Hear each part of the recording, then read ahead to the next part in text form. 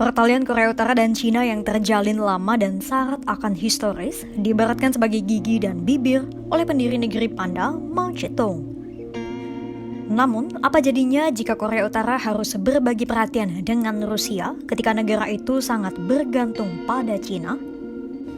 Yap, momen itulah yang kemudian dimanfaatkan Amerika Serikat untuk membendung laju pengerahan pasukan Korea Utara dalam perang Rusia dan Ukraina. Amerika Serikat mencoba membujuk Cina agar hubungan dengan Korea Utara tidak diganggu, termasuk eksistensi Rusia di antara Beijing dengan Pyongyang.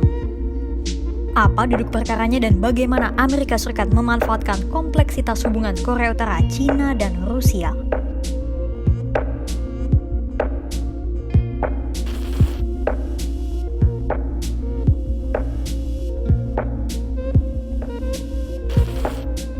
Hulu dari permasalahan ini adalah perang Rusia dan Ukraina yang tak kunjung berakhir sejak Februari 2022.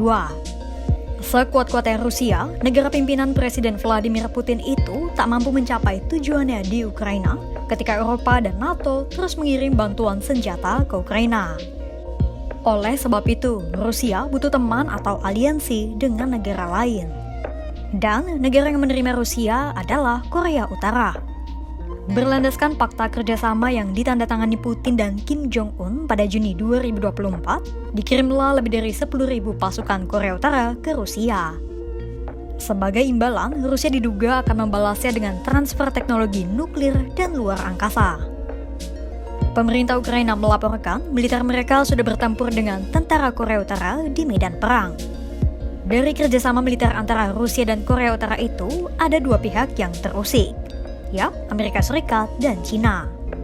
Memang, apa hubungan Cina dengan pengerahan pasukan Korea Utara ke Rusia?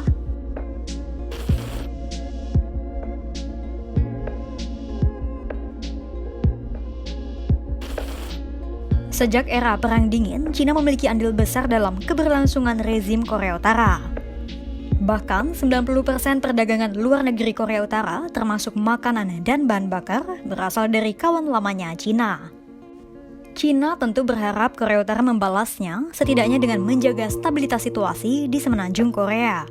Salah satunya dengan tidak melancarkan berbagai aksi pamer uji coba rudal nuklir yang bisa mengundang kehadiran Amerika Serikat dan Sekutu Barat di Asia Timur karena kekhawatiran dari Korea Selatan. Namun strategi Cina untuk membendung tingkah Korea Utara yang terobsesi dengan senjata nuklir mengalami turbulensi karena adanya campur tangan dari Rusia. Rusia membuka pintu kekerabatan lebih lebar dengan Korea Utara, membuat Pyongyang memiliki sumber kekuatan lain selain Cina. Meski demikian, sikap Cina terkait aliansi Rusia dan Korea Utara masih abu-abu alias belum jelas. Namun, sejumlah analis menilai Cina tentu tidak nyaman meski negara itu juga memiliki kedekatan dengan Rusia. Direktur program Cina di Stimson Center, Yun Sun, yang sempat bertemu dengan para pejabat Cina pada September 2024, menyatakan bahwa mereka memiliki sentimen negatif atas hubungan Korea Utara dan Rusia. Amerika Serikat kemudian menyelinap di tengah ketidaknyamanan yang dialami Cina akibat aliansi Rusia dan Korea Utara. Tujuannya jelas untuk merayu Cina agar ikut mengusik hubungan Rusia dan Korea Utara.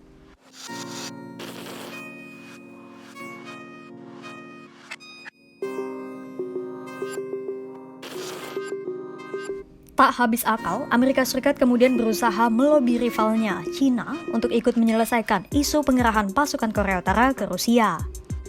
Pada Selasa 5 November 2024, The New York Times melaporkan adanya pejabat tinggi Amerika Serikat yang bersua dengan Duta Besar Cina untuk Amerika Serikat di Washington, Xie Feng. Mereka adalah Wakil Menteri Luar Negeri Kurt Campbell, pejabat tinggi Departemen Asia Daniel J. Creighton-Brink, dan pejabat tinggi Eropa James O'Brien. Sementara pada hari yang sama, Menteri Luar Negeri Amerika Serikat Antony Blinken turut menjalankan misi yang sama dengan menemui pejabat tinggi Ukraina Andriy Yermak. Tujuan mereka selaras, yaitu berusaha memengaruhi Cina agar memberi peringatan kepada Korea Utara atau setidaknya menyampaikan pesan ancaman Amerika Serikat kepada Kim Jong-un. Terutama karena di antara Cina, Rusia, dan Korea Utara, Beijing lah yang dinilai paling kuat. Mengingat Moskow telah menerima berbagai sanksi dari Barat sejak perang pecah pada 2022. Amerika Serikat diduga akan membawa soal aliansinya dengan Jepang dan Korea Selatan untuk melobi Cina. Pasalnya, juru bicara Departemen Luar Negeri Amerika Serikat Matthew Miller berpendapat bahwa pengerahan pasukan Korea Utara ke Rusia sepatutnya menjadi kekhawatiran bersama, termasuk Beijing. Hubungan bilateral Cina, Rusia, dan Korea Utara seperti cinta segitiga yang dibumbui berbagai kepentingan politik masing-masing negara. Cina memberi pengaruh kuat dari aspek ekonomi kepada Rusia dan Korea Utara. Sementara Korea Utara yang selama ini bergantung sepenuhnya pada Cina mendapatkan alternatif lain yaitu Rusia. Amerika Serikat yang terusik dengan kerjasama militer Rusia dan Korea Utara kemudian mengompori Cina untuk memperingatkan dua sekutu Beijing itu. Akankah usaha Amerika Serikat melobi Cina sukses? Atau justru sebaliknya? Pantau terus kanal YouTube Kompas.com untuk mendapatkan perkembangan lainnya.